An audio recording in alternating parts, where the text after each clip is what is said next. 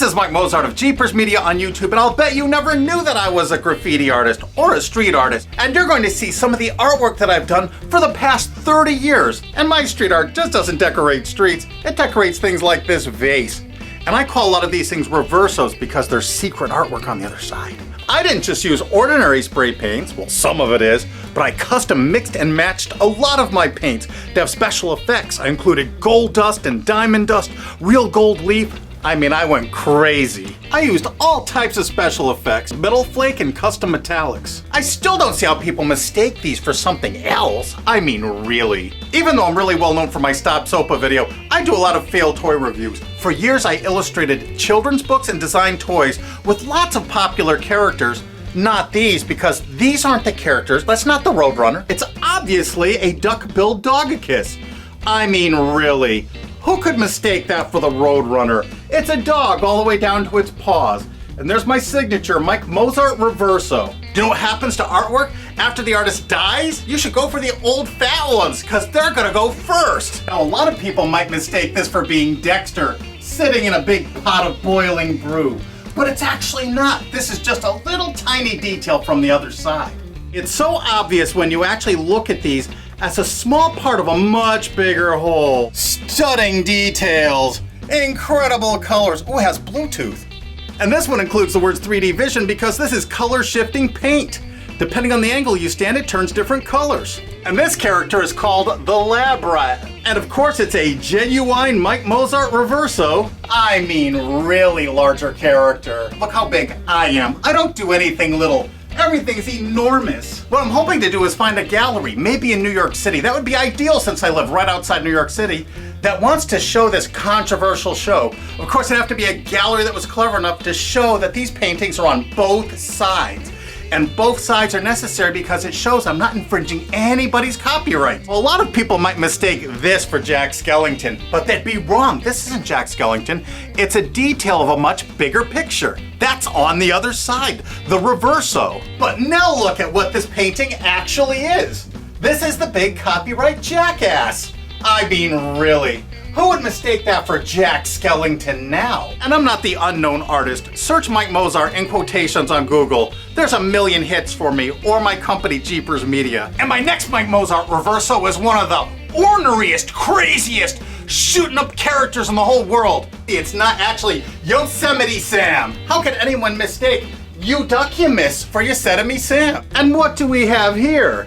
No, it's not Waldo, or Wally, depending on where in the world you are. But a lot of people make that mistake. I can't understand why. But if you look at the other side, it's obviously the Santosaurus. I mean, what else could that be? This is obviously not Marvin the Martian, and I use lots of found real objects that would have been found outside on those original brick walls. I still can't see how people mistake these for something else. I mean, really. That's actually a gigantic butterfly. Of course. How could anybody get that wrong? We need to save fair use because this is commentary on the big media companies and how they're trying to silence you. So copyrights now are the beast. And on the Reverso part, I use paint markers, sometimes I use spray paint, but the boards are always prepped with crazy backgrounds before I start. Do you think I should just do my YouTube videos and do these paintings and just retire? This is a continuation of the street art that I was doing in the 1970s and 80s. I was doing it before it was popular. I created a lot of these samples way back then. And what happened is the galleries at the time said, no one's gonna buy graffiti art. You can see it in the streets for free. And then Keith Haring came out and made street art very popular. But by then I was illustrating children's books and designing toys, and I had a family, and I didn't have the time anymore to put into my artwork, but now I do. And now I have a reason, just to show the hypocrisy of these people. All of this artwork is fair use, absolutely. All of my works of art are two-sided commentaries on the hypocrisy and ridiculous copyright laws we have now that are being manipulated by big media companies that'll claim they own the tiniest shred of media. And one of my favorite street artists and good friends is Alec Monopoly. He's a brilliant artist of the Monopoly guy, and he uses him in lots of very critical commentary and social ways. He made this shirt for me when I was visiting him at Alki David Studios. And of course, Alex signed it everywhere, as he normally would, and the cuffs. Hey, this is not Eric Cartman. I mean, a lot of people would mistake that for Eric Cartman, but it is definitely not. especially when you see the other side. Just one small piece of a much larger picture, the pterodactyl, another Mike Mozart reverso. That's obviously a dinosauric creature. Now this isn't what you think it is. This is not Raphael. No way. This is just another little detail of a much bigger picture. Obviously a big swamp alligator. There is no way you could confuse that with Raphael. Cowabunga, dudes! This is obviously not SpongeBob and Patrick. Why would people make that mistake? The other side shows they're completely different characters and creatures altogether. It's a big pink sea anemone and some weird undersea fish being attacked by an even bigger fish. And Mike Mozart's reversos aren't just graffiti art on wallboard, they're also incredible vases. They're also, this is not Scooby-Doo. If you saw the other side, you would see it's not. This is another Mike Mozart free to re-upload anywhere on the internet you wish video, or you can click this remix button under the screen and you can re-upload it to your channel and the views will count on your channel. How can you beat that?